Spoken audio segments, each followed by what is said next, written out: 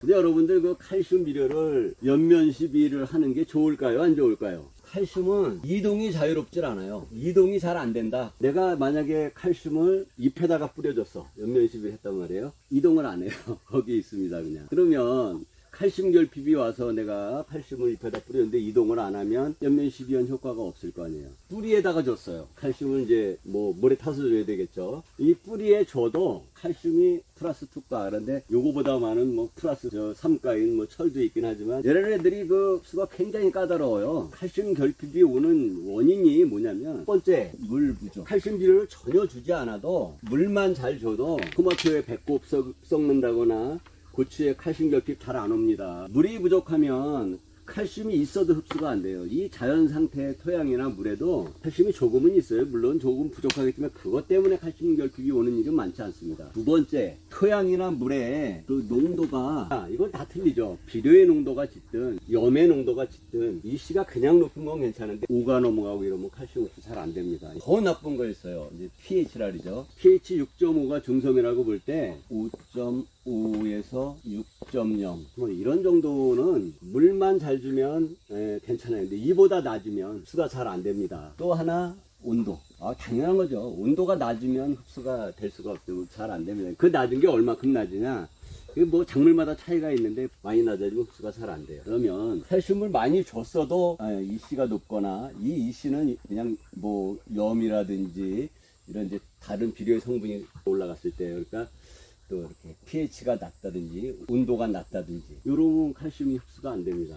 아까 제가 이걸 설명을 드리려다 말하는데 식물이 이제 이게 여기다가 줘도 그래서 연면 시비해서 효과를 못 본다. 이동이 안 되기 때문에 그런데 이 뿌리에서도 이런 조건이 좋지 않으면 흡수가 잘 안 돼요. 그리고 얘네들이 그 칼슘을 흡수하려고 뿌리에서 이제 구연산을 만들거든요. 그냥 흡수가 잘 안 되기 때문에 뿌리가 구연산을 만들어야 되는데 여러분들이 생각하는 어떤 식물의 뿌리 제가 한번 보여드려야 되나요? 네, 이건 뭐 깨 뿌리인데 지금 여기서 육안으로 보이는 이 뿌리들은 이제 직근인 거예요. 이보다 더 굵고 하얗게 내리는 뿌리도 그 뿌리는 이렇게 물이나 양분을 흡수할 수 있는 뿌리가 아닙니다. 뿌리 털이라 그래요. 이게 이제 잘 안 보이실 건데 아주 미세하게 오죽 미세하고 뿌리 털이라 그랬어요. 요 미세한 뿌리에서 물과 양분을 흡수하는 건데 뿌리가 건강해야 되잖아요. 이게 다 이거하고 상관이 있는 얘기예요. 물이 부족하거나 이씨가 높거나 pH가 낮거나 온도가 낮으면 이 뿌리가 건강할 수가 없어요. 뭐 다른 원인도 있죠. 뿌리가 건강하지 않은 건 이 그 토양이나 물이 안 좋거나 아니면 온도가 안 맞거나 아니면 과도하게 그 열매를 많이 맺었거나 저간 그 양분이 부족하거나 왜냐하면 얘네들이 식물이 양분을 배분을 할 때 일단 열매 자식한테 많이 배분을 해요. 그리고 자기가 성장할 수 있는 그 생장점에 이렇게 배분을 하고 그 뿌리에 맨 나중에 사이토카인이라는 이 호르몬이 맨 나중에 뿌리의 양분을 이렇게 공급을 해주는데 그러니까 많이 열렸거나 이런 조건들이 안 될 때 이 뿌리가 약하단 말이에요. 그러니까 이 약하다는 게 이 굵은 뿌리가 약하다는 게 아니라 그 뿌리 털 아주 미세한 그 뿌리 요거 수명이 굉장히 짧습니다. 그래서 아주 좋은 환경이면 2주 이 환경이 안 좋으면 일주일도 못 살 수가 있어요. 뭐 어쩌면 매일 죽고 매일 날 수도 있겠죠. 이렇게 조건이 안 좋아지면 이런 상태에서 칼슘 결핍이 오는 거예요. 이제 칼슘 결핍이 아까 제가 말씀을 드렸잖아요. 이렇게 칼슘 결핍이 안 돼 내가 잎에다가 칼슘을 준다. 식물의 잎에 여기다가 칼슘을 줘봐야 이게 뿌리로 갈 수도 없고 사실은 뿌리에 칼슘이 필요한 거거든요. 뿌리나 줄기 뭐 열매도 필요하지만 그런데 잎에 그냥 있어요. 이동 안 됩니다. 이게 다른 비료들은 이렇게 흡수가 되거든요. 흡수 안 돼요. 이동 안 돼. 그래서 이게 칼슘을 얘기할 때 칼슘 비료를 내가 준다. 꼭 같이 줘야 되는 비료가 있어요. 이게 붕소인데 붕소나 붕사가 있는데 붕사 물에 안 녹습니다. 줄 때는 붕산으로 주셔야 돼요. 인도 마찬가지죠. 인산, 붕산, 붕소, 붕사 아니고 붕산으로 주셔야 됩니다. 이게 왜 칼슘에 붕산을 꼭 줘야 되냐? 이 붕소 자체는 비료로서의 역할이 별로 크지 않아요. 얘가 주로 하는 일은 뭐냐? 이 체내에서 칼슘을 이동시켜 주는 겁니다. 구연산을 얘네들이 만들어서 뿌리에서 흡수를 해도 이동을 잘 안 하려고 그래요.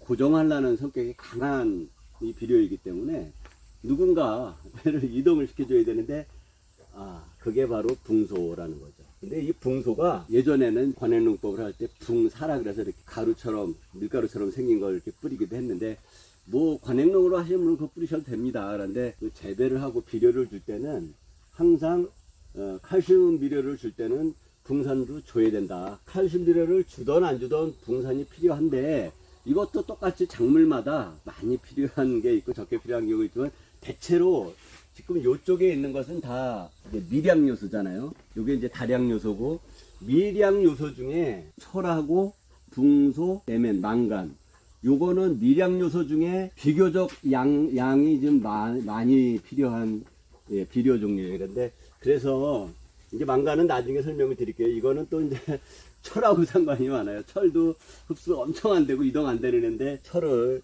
흡수 이동시켜주는 역할을 하는 게 망간인데, 토양에나 아니면 이 배드에도 이렇게 칼슘을 줄 때 붕산을 꼭 섞어서 주셔야 이 흡수도 잘 되고 이제 이동이 된다는 건데, 안 주면 안 되냐? 뭐 안 줘도 됩니다. 그런데 이런 거잖아요. 그러니까 작물마다 차이가 있고, 우리가 수경으로 농사를 지을 때는 이렇게 안정된 수분의 함량을 안정된 상태로 유지를 시켜주기 때문에, 하여튼 뭐 미량 요소가 됐든 다량 요소가 됐든 뭐 몇 개 빠진다고 해서 뭐 큰일 나는 건 아니에요. 그런데 특히 미량 요소는 이렇게 철이나 붕소, 망간, 아연, 구리, 이게 몰리브덴인데, 뭐 옛날 같으면 없어도 되는 비료, 그죠? 사전복합 비료 뭐 이래서 파는 걸 보면 이 미량 요소 나중에 한번 성분 확인해 보세요. 0.002%. 이렇게 들어있어요. 이게 말도 안 되는 얘기죠. 그래서 저도 예전에 그래서 이거 미량 요소를 이게 많이 필요한 줄 알고 이게 따로 구입을 해서 이거 주려면 그래서 엄청 비싼 줄 알았는데, 미량 요소 별로 안 비쌉니다. 그리고 그렇게 많이 필요하지 않으니까 미량 요소인 건데, 지금 이게 철이나 붕소나 망간 같은 경우는 이제 요 비중이 점점 높아지고 있어요. 왜 그러냐면 바로 이것 때문에 그래요. 칼슘이라든지 철이라든지 마그네슘이라든지, 마그네슘도 이렇게 체내에서 이렇게 양분을 이동시켜주는 역할을 하는 이제 핵심적인 비료거든요. 근데 이런 거의 비중이 높아지다 보니까 당연히 칼슘의 비중이 압도적으로 높아지다 보니까 붕산의 이 비중도 옛날보다 이제 많이 필요해진 거죠. 그래서 없어도 정사를 지을 수는 있는데, 어쨌든 그 칼슘을 많이 줄 때는 그만큼 붕산도 많이 필요하다. 일부 그 물이나 토양 안에 있는 양 정도로 키울 수도 있지만, 어쨌든 그 목적이 농산물을 많이 좋은 품질의 농산물을 생산하려면 비중이 커가고 있거든요. 그래서 칼슘은 꼭 줘야 된다. 제가 이렇게 말씀을 드릴 수 없지만, 효과를 높이려면 붕산을 같이 주는 게 좋다. 그리고 칼슘 결핍이 붕산이 없어서 오는 경우가 있냐면, 아마 붕산이 없어서 칼슘 결핍이 오는 경우는 많지는 않을 거예요. 그런데 뭐 있을 수도 있겠죠. 핵심적인 이런 조건. 그리고 이제 정세를 한번 보면 이거는 뭐 논란의 여지가 없죠. 제가 이제 아는 것만 얘기를 할게요. 고추나 토마토의 칼슘 결핍이 대표적으로 배꼽이 썩는데, 이 칼슘 비료는 굉장히 싼 비료입니다. 여기 뭐 회사마다 좀 틀린데, 제가 옛날에 뭐 피터스나 그 몇 개 회사는 굉장히 비료가 비싸요. 뭐 한 11kg에 한 10몇만 원씩 하고 그러지만, 보통 칼슘 비료는 25kg에 한 2만 원 조금 넘어요. 비료 중에 굉장히 싼 비료인데, 요걸 이제 소량으로 무슨 영양제처럼 해가지고 비싸게 파는 거죠. 근데 이 토마토나 고추의 배꼽썩은병이나 고추들이 탄저병처럼 고추 끝에 이렇게 점이 찍히거든요. 까맣게.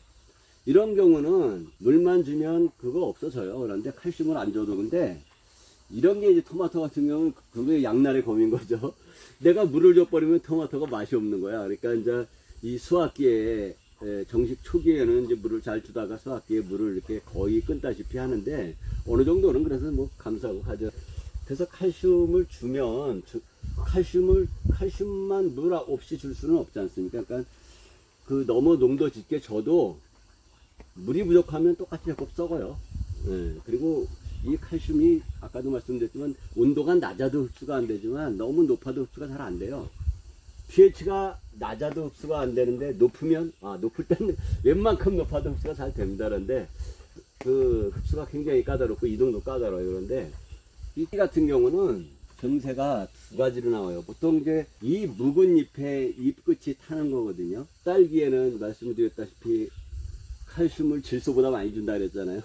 우리가 이 처방을 받아보면 칼슘 처방이 굉장히 그 비중이 높아요. 굉장히 칼슘을 많이 주는 편인데 칼슘 결핍이 온단 말이에요. 이 원인은 이 배지에 축적된 염이 많아가지고 이제 이 씨가 이게 좀 어느 정도 올라간 거죠. 그리고 pH가 떨어져서 그러거든요.